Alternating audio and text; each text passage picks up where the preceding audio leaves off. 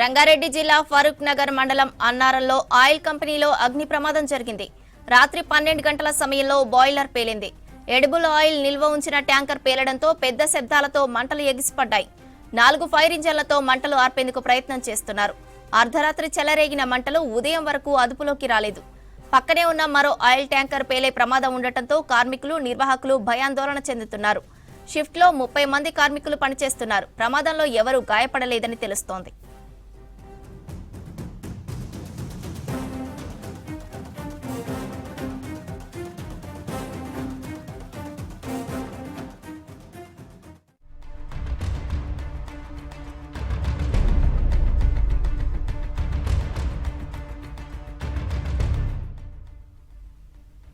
రంగారెడ్డి జిల్లా ఫరూక్ నగర్ మండలం అన్నారంలో ఆయిల్ కంపెనీలో అగ్ని ప్రమాదం జరిగింది.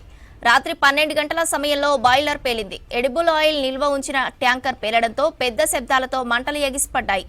4 ఫైర్ ఇంజన్లతో మంటలు ఆర్పేందుకు ప్రయత్నం చేస్తున్నారు. అర్ధరాత్రి చెలరేగిన మంటలు ఉదయం వరకు అదుపులోకి రాలేదు.